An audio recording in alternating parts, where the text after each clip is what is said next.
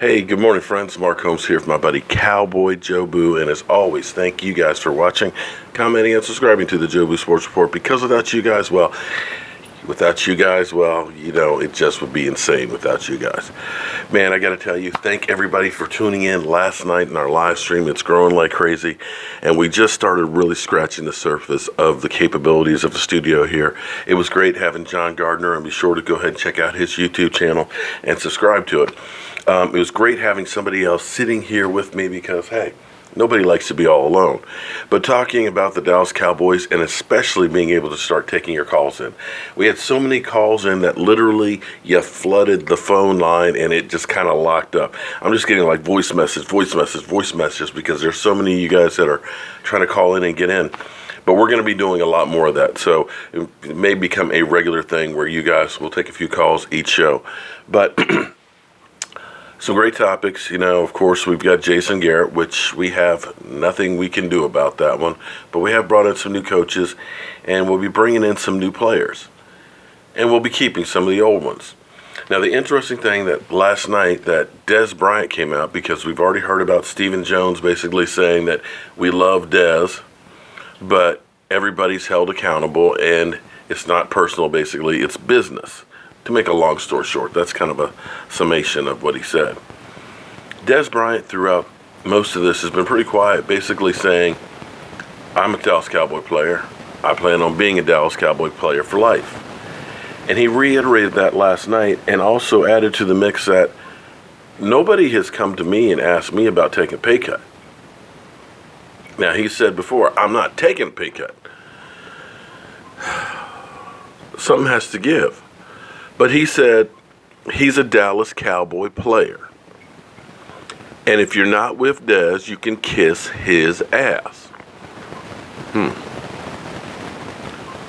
Believe me, I would love for Dez Bryant to be here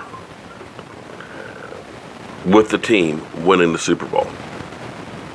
I would love for Dez Bryant to be catching 80, 90, 100 passes. I would love to see Dez Bryant in the end zone 10, 15 times in a season. Believe me. He's a guy who's worked hard for the Dallas Cowboys. He's a guy who's passionate and things like that. But we are dealing with father time in football.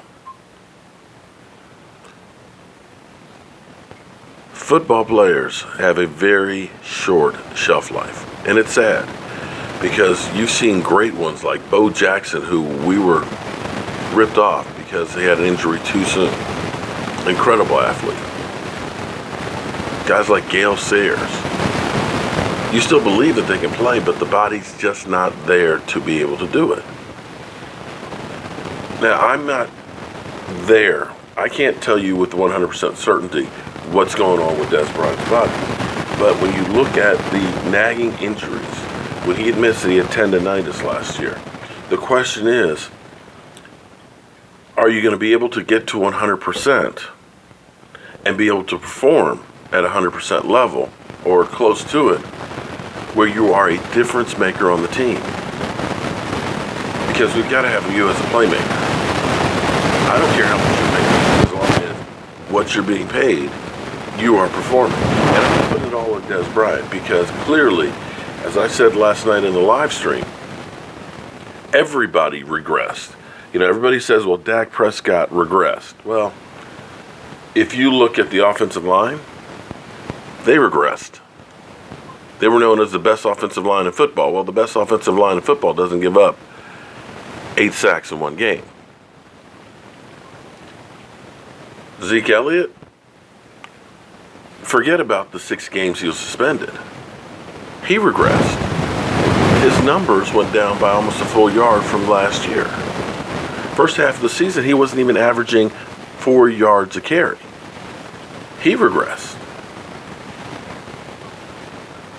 Cole Beasley, his numbers went down. He regressed. Jason Witten, his yardage per reception went down by almost a full yard. He regressed. And Dez, well, it wasn't that Dez wasn't targeted. And I'm not putting all those catches or not catches on Dez. Dak threw some passes that were off, way off. Some plays you could look at them and say they're not on the same sheet. Dak is saying he's running one thing, and then Dez is running another. They weren't on the same page. They weren't in sync.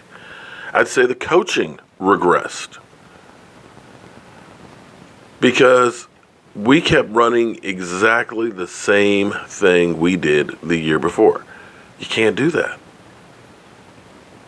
Teams right now have a whole bunch of guys sitting in a room analyzing every single play you have.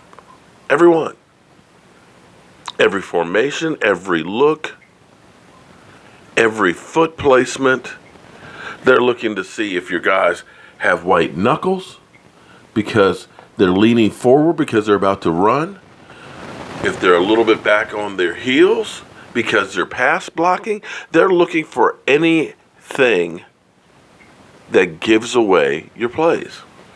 And if you don't change your signals, if you don't change your formations, if you don't change some plays and throw some different ones in there, they will figure you out. And that, my friends, is all of the reasons why Dez Bryant had a bad season. Nagging injuries, age, regression of the whole offense, and play calling. That's not to say he can't be a great receiver again. But $16.5 million is a big gamble. Don't have the answer for you.